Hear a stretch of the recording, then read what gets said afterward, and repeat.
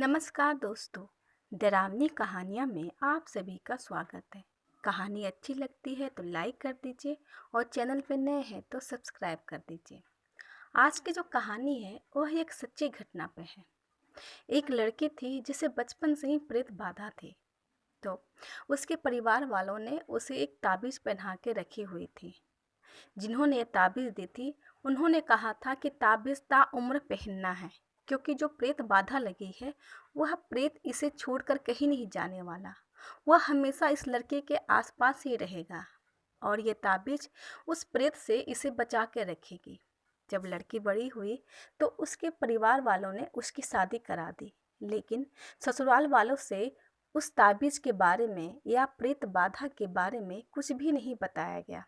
उन्हें डर था कहीं कि ये बात खुल जाने पे वे लोग शादी नहीं करेंगे। जब शादी हुई तब वो अपने घर में अच्छे से रहने लगी। कोई प्रॉब्लम नहीं होती थी, कोई समस्या नहीं आती थी। लेकिन जब वो गले में ताबीज़ पहनी रहती तो उसकी सास को बहुत अखरता। वह बार बार अपनी बहू को टोकती कि तुम ये ताबीज़ क्यों पहनती हो, इसे हटा दो, ऐसा वैसा कुछ नहीं होता है। वह लड़की बताती कि यह ताबीज़ मुझे बचपन से ही पहनाई गई है और कहा गया है कि इसे नहीं हटाना है, पर उसकी सास एक नहीं सुनी। कुछ महीनों बाद उसकी सास ने जबरदस्ती उसके गले से ताबीज़ उतार दी और फेंक दी। यहीं से अब उसके जीवन में बहुत सारी घटनाएं होने लगती है। एक रात जब वो लड़की सोई हुई थी अपने पति के साथ, तो अचानक से गुर्राने वाली आवाज़ निकालने लगती है।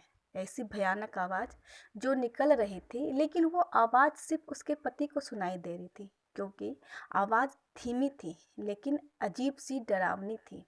उसका पति जब उठा तो कमरे में अंधेरा था। उसने तुरंत बल्ब जलाया और अपनी पत्नी की तरफ देख रहा था, तो उसकी पत्नी अभी भी धीरे धीरे वह आवाज़ निकाल रही थी।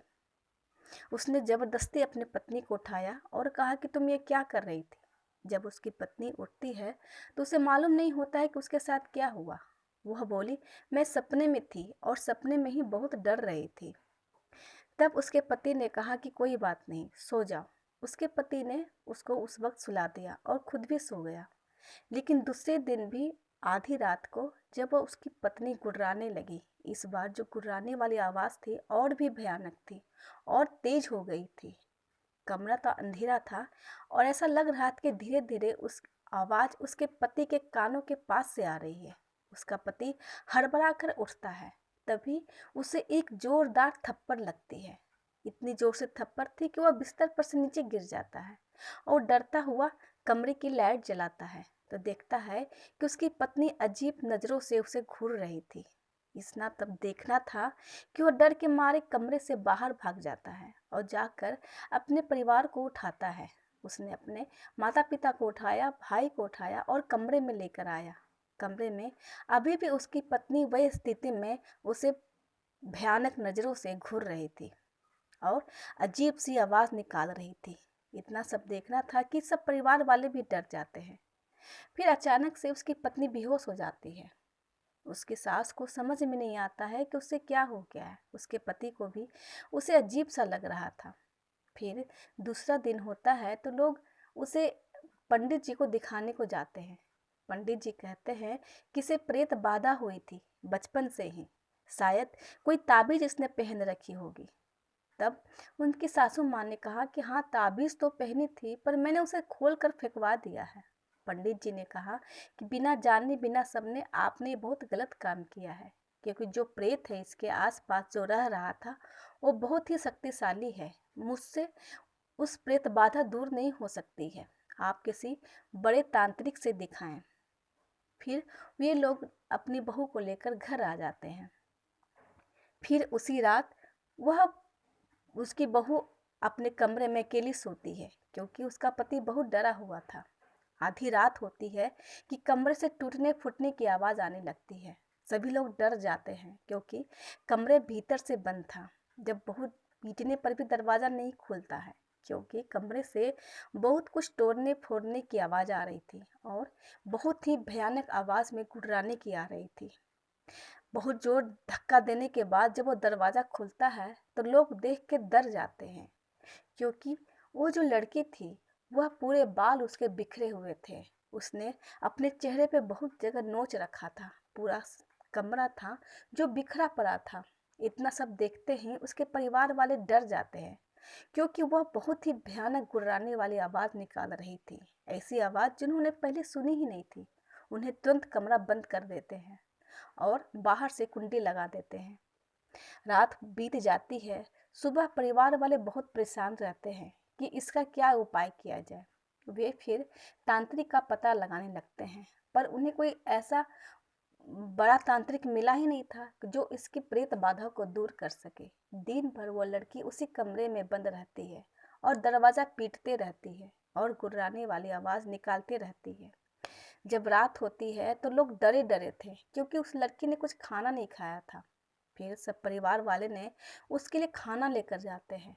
जब कमरा खोलकर उस कमरे में जाते हैं तो लड़की बहुत ही गुर्राने वाली और भयानक आवाज़ में कहती है कि मुझे यह खाना नहीं खाना है, मुझे मांस चाहिए, मुझे मांस ला के दो, और झपट्टा मारने के लिए उठती है। इतना सब देखना था कि सब कमरा छोड़कर भाग जाते हैं और बाहर से कुंडी लगा देते हैं। वह लड़की अभी भी कमरे के अंदर से चिल्ला रही थी, कह रही थी कि मुझे मांस खाना है, मुझे मांस दो, मुझे मांस खाना है, मुझे मांस दो, और दरवाज़ा पीट रही थी। अब उसके परिवार को समझ में नहीं आ रहा था कि वह क्या करे, क्योंकि वह लड़की बार बार कह रही थी कि मुझे मांस खाना है, मुझे मांस दो। किसी तरह उन्होंने वह रात भी निकाली। सुबह से ही उसका पति और उसके जो पति के जो पापा थे, वे बड़े तांत्रिक की खोज में लग जाते हैं। जाकर उसके मायके वालों से मिलते हैं। लड़की के पापा मम्मी से पूछकर फिर उसी तांत्रिक के पास जाते हैं। तब तांत्रिक बोलता है कि मैं अब ये प्रेत बाधा दूर नहीं कर सकता हूँ, क्योंकि अब वो प्रेत बहुत शक्तिशाली हो गया है। अब वह प्रेत उसे अपने साथ लेकर जाकर ही मानेगा। मैं कुछ दिनों के लिए तो रोक सकता हूँ, पर बहुत दिनों के लिए नहीं रोक सकता हूँ। फिर तांत्रिक कहते हैं कि तुम्हें उस लड़की को मेरे पास लेकर आना होगा।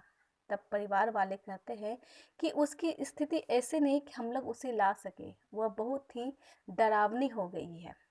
फिर तांत्रिक अपनी सारे सामान लेकर उस लड़की के ससुराल पहुंचते हैं, और जैसे ही दरवाजे के पास पहुंचते हैं, वह लड़की बहुत जोर से चिल्लाने लगती है और कहती है कि तांत्रिक तो फिर आ गया, मैं तेरे बस का नहीं, मैं इसे लेकर जाकर रहूँगा।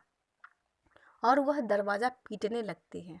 तांत्रिक अपने तंत्र मंत्र से दरवाजे के बाहर से ही कुछ ऐसा करता है कि लड़की अंदर चीख मारकर बेहोश हो जाती है। दरवाज़ा खोलकर जब अंदर जाते हैं तो देखते हैं लड़की बेहोश पड़ी है।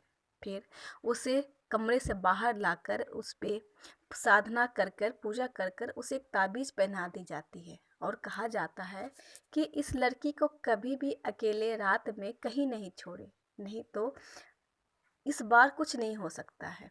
जब तांत्रिक चला जाता है तब सब परिवार वाले बहुत डरे रहते हैं। परिवार वालों ने लड़की के माता पिता को बहुत खरी खोटी सुनाई कि आपने हमें पहले क्यों नहीं बताया, यह बात क्यों छुपा के रखी। लड़की के माता पिता माफ़ी मांगने लगते हैं, फिर अपने घर चले जाते हैं। वह लड़की अभी भी बेहोश पड़ी थी। फिर उसे होश में लाकर उसके साथ बैठकर बातें की जाती है, पर उस लड़की को कुछ पता ही नहीं था कि उसके साथ हुआ क्या था। कुछ दिन तो यही बीतता है कि सब सही चल रहा था, सामान्य चल रहा था। एक रात उसका पति कहीं दूर दूसरे गांव में जाता है। उस रात वह लड़की अकेली सोई होती है, और संजोग से वह रात अमावस्या की रात थी कि अचानक से उस लड़की का कमरा का दरवाज़ा खुलता है बहुत ज़ोरों से, और बहुत ज़ोरों से गुर्राने वाली आवाज़ निकलती है।